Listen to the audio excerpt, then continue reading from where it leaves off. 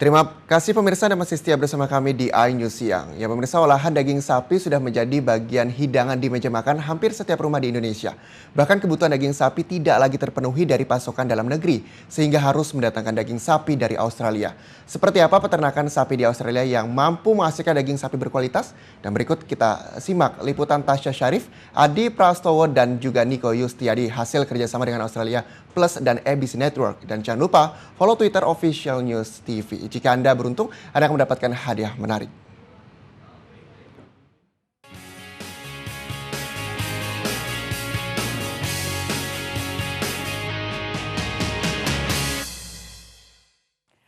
Pemirsa, salah satu yang dikenal dari Australia adalah ekspor sapinya ke sejumlah negara, termasuk Indonesia. Nah, seperti apa ya industri peternakan sapi di Australia?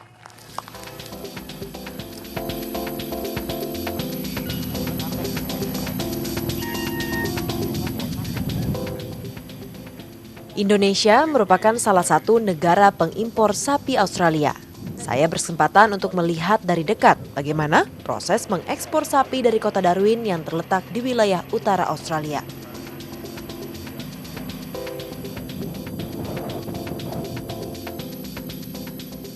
Dua jam waktu perjalanan ditempuh untuk sampai di peternakan sapi milik Markus, seorang warga Australia. Markus sudah menjalankan bisnisnya sejak puluhan tahun lalu. Dibantu dua pekerjanya, dengan gigih ia turun tangan langsung mengelola peternakan. Bukan hal mudah mengembalakan sapi agar berkualitas unggul. Karena sama seperti Indonesia, Darwin juga mengalami musim kemarau.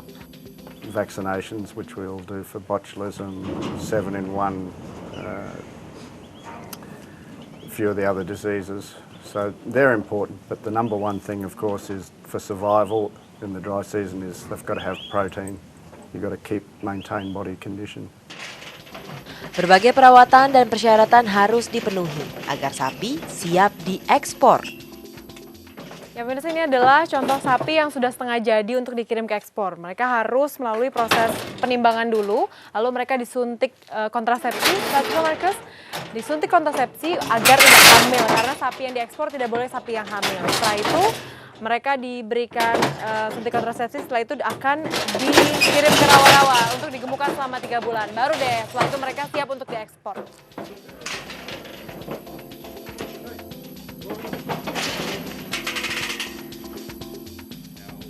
Melalui perantara eksportir, sapi kemudian dikirim ke export yard untuk dipastikan sehat dan siap diekspor.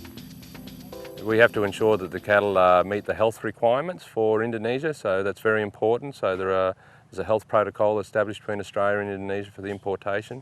So which basically means for the Australian cattle that they have to be clear of internal parasites, external parasites, free of some other diseases.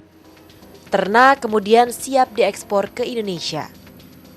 Ya pemirsa, sekarang saya sudah berada di Pelabuhan Darwin dan ingin melihat bagaimana proses pengiriman sapi-sapi dari Australia menuju ke sejumlah negara. Tapi di sini harus mengenakan rompi dan juga helm. Nah, ini merupakan standar internasional jika kita berkunjung ke pelabuhan. Butuh waktu 5 hari untuk mengirimkan 4.000 ekor sapi ke Indonesia ini. Dana sebesar $5 juta disiapkan eksportir untuk mengirim, menyewa kapal, serta pakan ternak selama di perjalanan. Sejumlah persiapan harus dilakukan, mulai dari peternak yang menyiapkan sapi dengan kualitas unggul, lalu eksportir yang berperan sebagai perantara, hingga distribusi yang tepat. Tentunya ini dilakukan agar sapi-sapi ini bisa diekspor menuju negara-negara yang membutuhkan. Dari Darwin, Australia, Tasya Syarif, Adi Prastowo, dan Niko Yustiadi melaporkan.